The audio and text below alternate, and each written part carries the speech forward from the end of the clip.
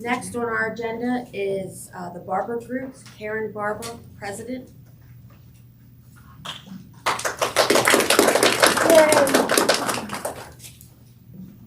Thanks. Okay, so this music ahead. Okay. Good morning. Is it on? morning. You can hear me? Okay, cool. So we're here to talk about possibilities for your company. And bonding does expand those possibilities for your company. It can help you grow because projects with the state, if they're over 100,000, require a bond, a surety bond. So if you want to expand your company, you need to know about bonding. And if you want to work for a large GC, you need to know about it as well because they may require it from you. And you might be a vendor here today that's not getting paid, and you need to know about bonding, especially the payment bond, because you might need to sue on it to get paid. Hopefully that won't happen with any of the GCs here today, but just letting you know, it's important for everyone in the room. So I'm Karen Barber, and I have with me Josh Lopez in the back, and my daughter Audrey, and they are here to help you too. If any questions, we have a booth as well. So my company is the Barber Group. We've been around this month, 22 years. Wow. I know. And finally, my daughter, she was a school teacher, and she decided to come on board with me, and she is organizing the heck out of my agency. I feel like I'm in kindergarten. No, you can't do that. But anyway, I've been doing this since 1985. I was in different roles as an underwriter and then as a bond producer and then as an agency owner. And I wanted to become an agency owner because I wanted to do procurement reform. So I worked on the retention law in Maryland, getting that reduced, and a few other things like the Change Order Fairness Act law and the Subcontractors Equal Access to Bonding Act law. And I worked on an amendment to the Stimulus Act to increase the SBA's ability to back surety bonds at higher levels. They work with surety companies the same way they work with banks. Okay, enough about the agency. So I already talked about us. We do have two other companies. We have a charity called Party for a Cure. We help children in Maryland with neuromuscular diseases. We raised about $1 million to date, and the money goes right back to the families. We also have, because Josh is from Nicaragua, his brother also works for me. Well, he's not from Nicaragua, but his father is. And so I wanted to form an organization to bridge the gap between cultures. So we have the Alliance for Hispanic Commercial Contractors. We have a memorandum of understanding with the Maryland Hispanic Chamber of Commerce. Where's Marco? Oh, he's on the phone. Oh, he's back. There he is. So we work in tandem with them. Our organization, the Alliance, is unique because the money that we get from our sponsorships, we give back to our members. So we help pay for financial statements. We help pay for consultants, attorneys, whatever you need to get your company on the right foot if you're an Hispanic firm. Okay, so without further ado. This is what we're going to try to do today in a very quick way. And I know this is going to be a little boring, but it's okay. You'll be fine. We're going to find out about why a surety bond is needed, some credit-based programs for surety. We're going to talk about alternative solutions, the traditional submission process, which is like getting your mortgage for the first time when you buy a house. It can be like pulling teeth. And then financial statements and how they're evaluated and how your bond capacity is determined in a very short amount of time. So someone might have to pull me off the stage if I run out. So why is a bond needed? Well, in the United States, it's called the Miller Act. The United States developed this new law in 1934 because they realized the money that they're using to build these projects is taxpayer dollars. And they wanted to make sure that that money was protected. So they required their general contractors to provide a performance bond to guarantee every term and condition of that contract. And if they defaulted, that bond would come back in place, the surety company would come back and remedy that default and make the government whole again.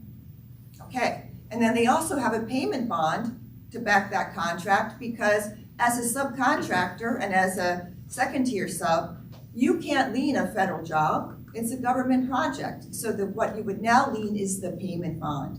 That protects your money. And you should always get a copy of the payment bond before you sign a contract with any general contractor. Because when you need it, you're not going to find it. It's going to be like an exotic bird. You're going to have to go out into the Netherlands to try to figure out where that payment bond is and what surety company supported that contractor. So always get it before you sign your subcontract. You're entitled to it. So Maryland and other states love this law, and they decided to adopt it, and it's called the Little Miller Act. So the state of Maryland has the same situation. There are three, so bonding is not insurance. Insurance, you have two parties, right? You have your car insurance company and you have you. And if you damage your vehicle and the car insurance company pays out, well, they might jack up your rates, but you don't have to pay them back, right? That's not the case with surety. Surety is more like banking. So in other words, the principal would be, for example, Hensel Phelps. Hensel Phelps has a job with the state of Maryland. They would be the owner obligee of the project. And then the surety would be represented through me. Now the surety company has two clients. They have the state of Maryland in this case, and they have Hensel Phelps. I have one client, the principal. I'm a broker. I protect you. I have no duty of care to anybody else except the surety to some respects because I have an agreement with them. I have to make creditworthy statements. I have to tell them the truth, right? So that's how that relationship works. Now, if you're the principal, the contractor, and you default to the state of Maryland, and the surety company has to step in and remedy that default and pay out any money, they're going to ask you, the contractor, to pay them back. It's a loan. It's not an insurance product, okay? So that bond is not triggered until there is a default. Now the surety could say, hey, state of Maryland, we think you issued too many change orders here. You need to pay our contractor. You can't default them. We feel like our contractor has some good tangible rights here to argue the default, so we're gonna be doing nothing. You have to go to court. You have to let our arbitrators or the judge to decide, and then if we don't like it, we can appeal it. But that's how that process works, okay? So with insurance, they expect a loss, right? And they calculate that in your premiums. With surety, we expect no losses. We underwrite on a zero loss ratio because we have this thing called an indemnity agreement. Just like you would go to the bank and sign your loan with the bank for a bank line of credit, you sign a very similar agreement with the surety company. Now, if you're a small business, you, all the owners, and your spouses, if married, will have to sign personally. So all of your assets are on the line. Now, why is that? Because most small businesses have pass-through entities. So you're all connected. Money can go from the company to you with no consequence from the IRS. We have to follow the money. If you have affiliated companies, we want them on the indemnity agreement too, because the money can go to them. We have to follow the money in the event of a default. So because the surety companies can recoup their losses through this indemnity agreement, they have a zero loss ratio. But that's in the magic world. Most companies, when they default, there's no money left, and the surety companies do have losses they pay out, and a lot of times they can't recoup their losses. Depending on the surety company, they may issue the contractor a 1099, which is a loan forgiveness, and you would have to pay tax on that. So just letting you know. All right. Quick submissions.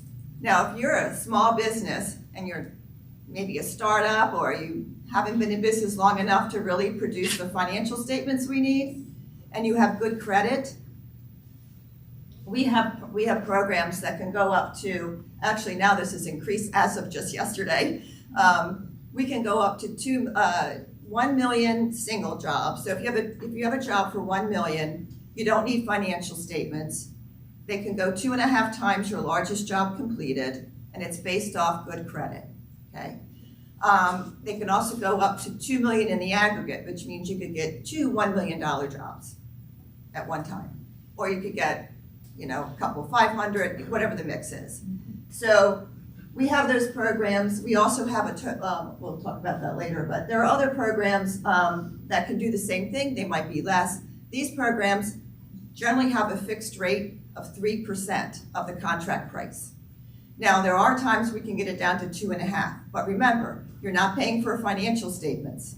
This is a credit-based application. We're not asking for CPA statements that cost a fortune, or a small fortune. So that's why they're jacked up to that level. That's about the highest we charge for a bond is 3%. And this is standard across all surety companies.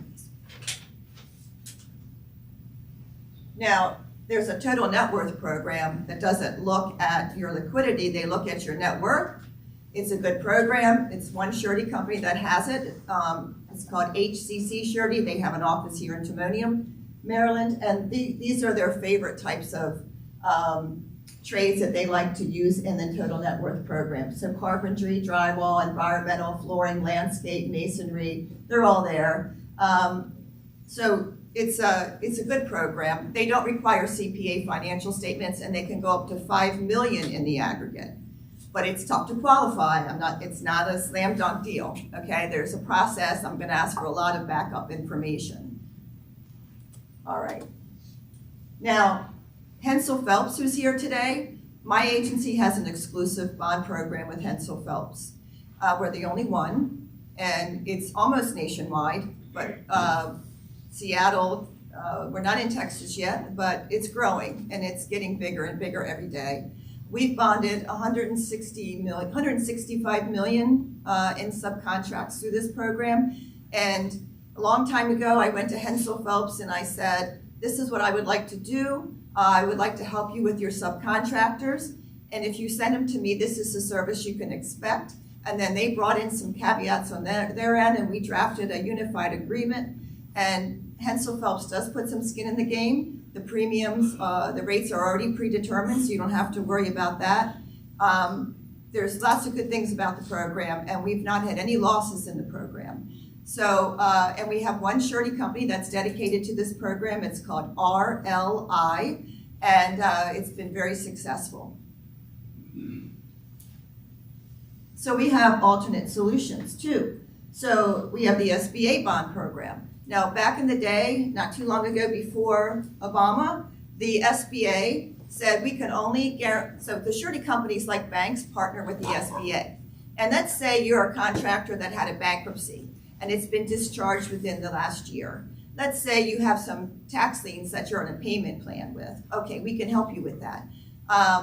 There could be other issues. We even recently got an account approved where there was a criminal conviction. But there were extenuating circumstances. I pleaded the case, and SBA agreed to take it on. It's been very successful.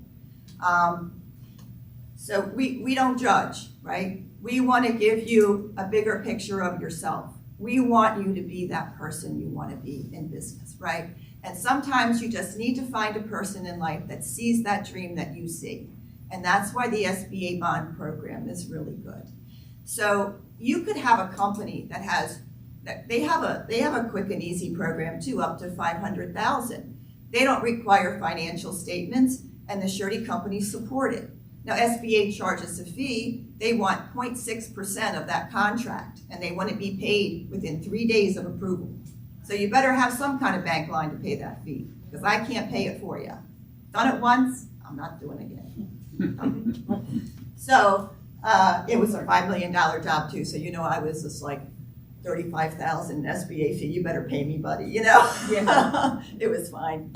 So the way the SBA works is that you could have zero working capital. What's working capital? Okay, this is not high math. It's your current assets, your cash, your receivables, your retention, minus your current liabilities. And yes, if you have a bank line, it's a current liability, even though you don't pay it off in a year. So let's say that's zero. And let's say you have a minus net worth. SBA doesn't care about a minus net worth. They care about that working capital. And if it's zero, guess what? You get zero support. But what if you had a bank line of credit for $100,000 that you weren't using at the time you submitted a request to make, right? SBA will give you 20 times that for bonding capacity. So you can walk away with a $2 million bond line based off a $100,000 bank line. That's not a bad deal. Now, they go 2 times your largest job completed. So if you only completed a $100,000 job, you're not gonna get $2 million. But the idea is you have that flexibility. We had a contractor that had a huge loss. GC didn't pay her, not her fault. Wiped out all of her working capital, just about. But she had an $800,000 bank line. So we were able to give her $16 million in bonding support to get her company back on track, right? People like that don't leave you. They stay your client forever. And it's a wonderful process and a great relationship to see a contractor. You know, anybody can make money when they have money, but a true entrepreneur can make money when they don't have money. And to see how a person reacts when they have a loss like that and how they manage that kind of conflict speaks volumes of their character. And you don't want to let that kind of client go. All right, so enough about that. Oh yeah, before Obama, SBA could only go up to 2 million single, and your sales couldn't exceed 7 million over 3 years. Well, what the heck is that about? That's nothing. That doesn't even meet the NICS codes for small business. And at that time, so my dad was a World War II vet, and actually my DNA dad was too.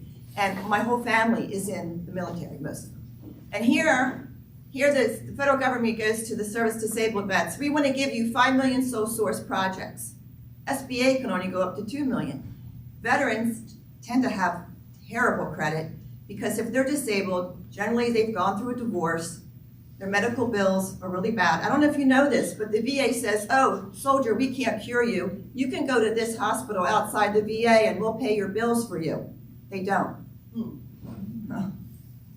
You know, and then the vet has a hard time making those payments.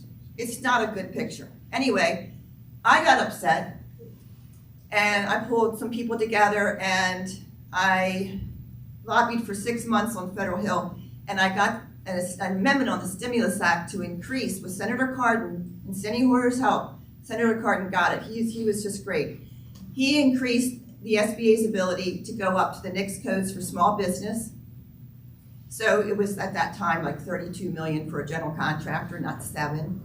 And he increased the job size to go up to 6.5 million for non-federal and 10 million for federal. And so we got an amendment on the Stimulus Act.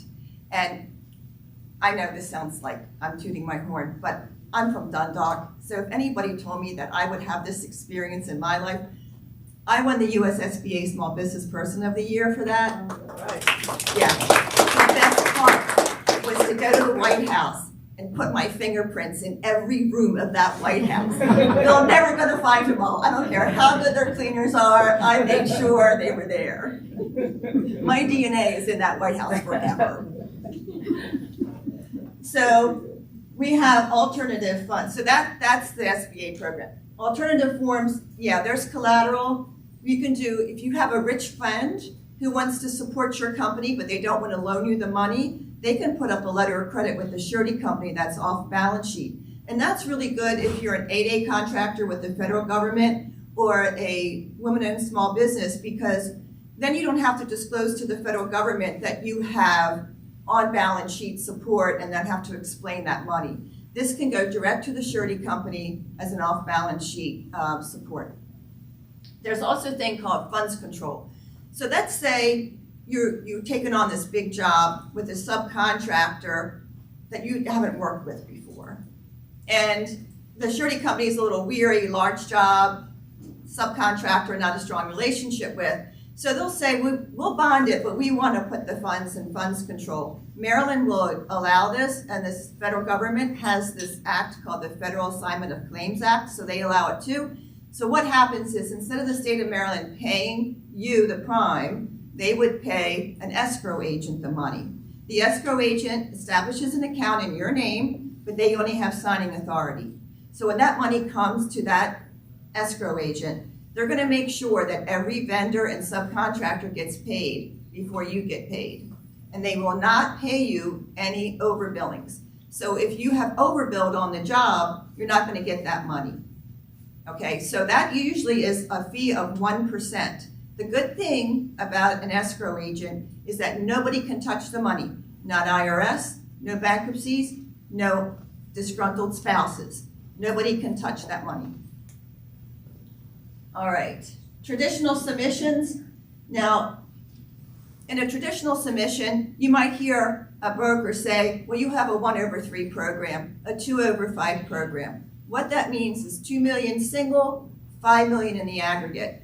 But aggregate is not what you can do in 1 year. Aggregate is defined by your cost to complete. So if you have a $100,000 job and your total costs are $80,000, your cost to complete are $40,000. We go based off that cost to complete number. It doesn't include profit. Okay, so that 5 million aggregate is a big number. You know, what if you have 20% profit built into your jobs? That's another $1 million. And as you run off your cost, you can put more bonding back on the table. Okay, so the next thing is, we also look at when you're going to grow your business is how long you've been in business. What is your form of ownership? Are you a proprietorship, an LLC, a sub-S corporation, a C corporation? I mean, how long have you known your owner? A lot of times, service-disabled vets want to come together because they've been in battle together. But once you get money involved with people, it changes people, right? Money always changes people. Yeah, trust me. So then you got to worry about that stuff. And sometimes you have an owner that wants to take a big distribution, and the other owner goes, no, you can't do that. We need to grow the company. No, I'm taking the money. It's not a good situation. And who do you think they call? Me. And I'm like, don't take the money out. So then I get into the argument. It's not pretty. So then you have to figure out who are the other key employees. Now, are you just filling it with family members because you feel sorry for them? Are you an enabler? Hey, I'm going to tell you something. I paid a lot of money for this advice, so I'm going to give it to you. When you enable, you become victimized, and then you become persecuted. So if you're an enabler, that's the 3 stages. Do not bring that into your company. You will become persecuted. Trust me. So then it's like, what will you need to supply? You're going to have to provide CPA financial statements if you want to grow your company. There are 3 types. I always say, do you have a CPA statement? Yeah. No, you don't. You have a CPA that does your taxes. That's not the same thing. You have CPA compilation reports, which are basically in-house statements that have been prettied up. Then you have CPA reviewed financial statements that can cost between $10,000 and $15,000 that are required if you want to grow your company. And then you have audited financial statements, which are very expensive. Audited statements are required when you get really big because surety companies can only sue the CPA if they produce a CPA audit. So when they're doing these huge programs of 100 million plus, they want an audit. So in case the CPA makes a mistake and causes them to reevaluate the company, or they committed, they can sue the CPA. So you want to make sure, now CPA reviewed statements can go pretty far. I have a contractor now that's giving me reviewed statements on a $100 million bond program. So they can take you far. But if you want to grow your company, you have to think about these costs, right? That's going to cost money. Your bank line of credit is going to cost money. The fees associated with that. You're going to have to produce, probably a good cost accounting system to track your job costing. You're going to have to buy life insurance because what happens if something happens to you? You're a one-person operation, and we need to make sure that money is going to come back into the company to pay your debts or, pay someone to finish the work. And then we want a buy-sell agreement as you get going because a buy-sell agreement is like a will for your company, but it's uncontestable in court. It is rock solid. So if there's 2 partners, you want to make sure you have a buy-sell agreement, and you want to make sure it's funded with life insurance. Resumes, you're just going to have to look good. I mean, the only piece of clothing your corporation wears is your financial statement, right? Sureties know that you can do the work out in the field, but they don't think you can do the work inside the office. They think that you're going to be messy and careless with the numbers because you're trying to do everything yourself, or you're bringing your spouse in who really doesn't know, and they're learning on the job. So there is an option 1. It's a long list, and it's going to be daunting, and we don't expect you to have everything on this list, but at least it tells you what you're going to need, and we'll take what you can give us and work with it. Okay, almost done here. This is a continuity agreement. We talked about that. Financial statements. Your CPA has to know construction accounting. It can't be somebody who does law firms. It can't be somebody who just solely does retail companies. It's got to be somebody that does construction accounting. And if they're any good, the surety company would know who they are. And when you grow your company, you want to do percentage of completion accounting. We don't accept cash basis. Accrual is okay, but if you're going to grow your company, you need to be on percentage of completion. So if you don't know that term, that's something you need to know. And so you want to ask them too how many clients they have. So these are the 3 stages: percentage, accrual, and cash. Cash, no way, we won't accept it. Don't give me your tax return. It's not going to take you anywhere. Accrual, maybe. It just depends on what accrued items you're showing. So accrued statements are going to show receivables and payables. They're going to show other types of accrued items, like what you owe in taxes, like that sort of thing. So I already mentioned how SBA will give you 20 times your bank line of credit. If you're a general contractor, we are going to ask you to bond back your subs, probably $200,000 and higher. You're going to have to bond back your subs, right? So because you're a general contractor, you're going to get more capacity from the surety. You might get 20 times. This is outside the SBA program. This is standard surety. SBA gives 20 times to everybody. Surety companies do not do that. If you're a general contractor, you might get 20 times your working capital because you're bonding off a lot of risk. If you're a subcontractor, you're going to get 10 times your working capital, current assets minus current liabilities, because you're financing all the risk. So you're going to get less capacity. These are not set in stone numbers. I'm just trying to give you a picture of where their thinking is. All right. So how much can you get? And look, we talked about cost to complete.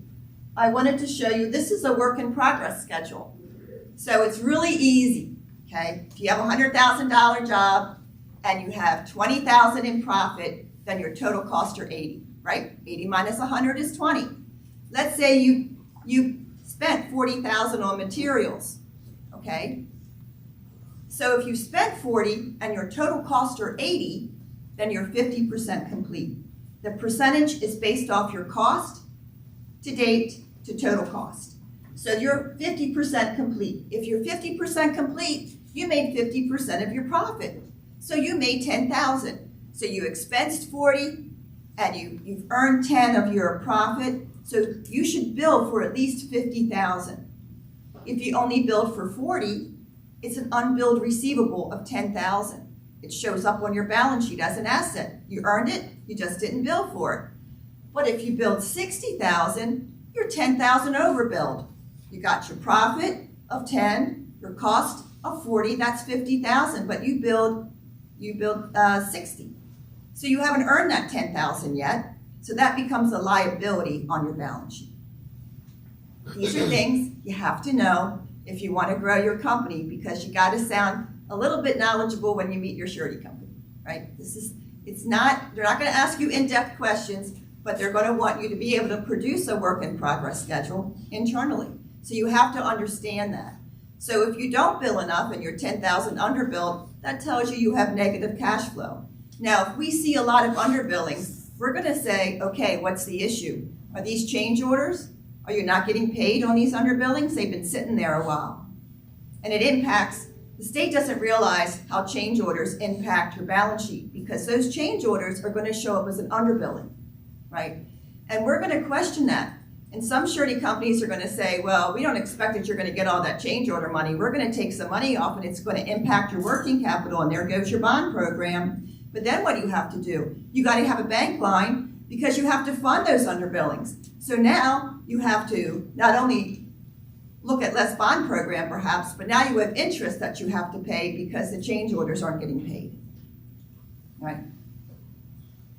All right, so that's a work in progress schedule.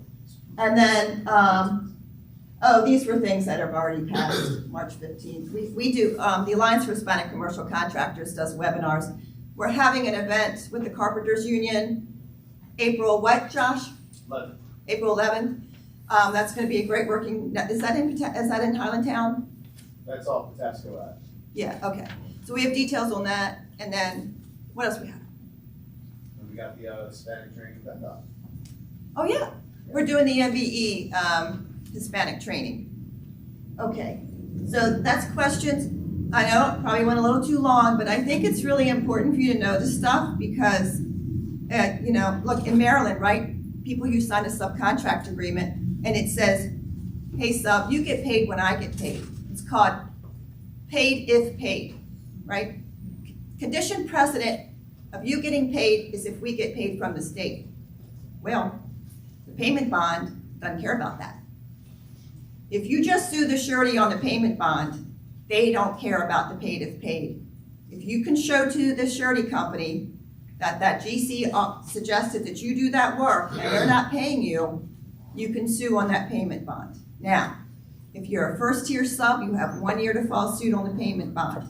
If you're a second tier sub, you have 90 days to file suit on that payment bond. So you don't have a lot of time. And you can't just file suit right away because attorneys need time to prepare the paper. So even retention, if you're not getting paid your retention timely, you don't need to wait a year. You should also negotiate your contracts, because in Maryland, it's once you're 50% complete, the retention is reduced to 5%. That should flow down to your subcontract agreement. You should get that same deal, right? The Subcontractor Equal Access to Bonding Act was passed because the general contractors, I don't think any of the room were doing this, but there were some, you always have bad actors, right, no matter where you go. They were saying the state only requires a prime contract to produce a surety bond that is from a surety approved by the Maryland Insurance Administration, okay? But when my subcontractors, many MBEs, were getting awards of subcontract awards with some GCs, they would say, oh no, we don't accept that surety. That surety doesn't have the ratings that we want. It's not A-rated. It doesn't have the financial rating that we want from AM Best. So we don't, that surety we don't accept. Go get another surety. You can't. It took you a year to get that one, right? And what if it's SBA? You're a year in that program. So I went to the legislature and I said, hey, what's good for the goose is good for the gander. They can only flow down the provisions they have on bonding from the state to the subcontract. Now, it's not a law that everybody's aware of, but it exists. So just know that if you're on a state job with a GC and they require all of these rules from your surety, there's a law that prevents it, right?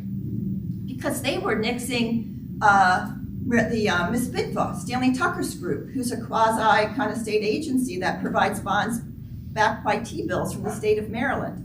They were saying that they wouldn't accept them. You can't do that, right?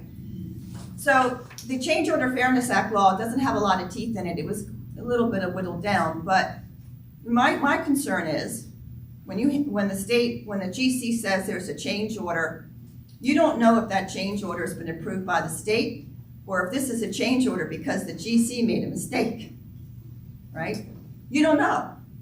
And if this is your only job as a subcontractor, it's going to hurt you because you don't know when you're going to get paid. So the law basically says that if the state has a change order and requires the GC to do it, and they can't agree on price, then they will do it's called a constructive directive change, that they will basically say, okay, we agree on this price, and at least proceed, and within the next 30 days, we can come up with a better price.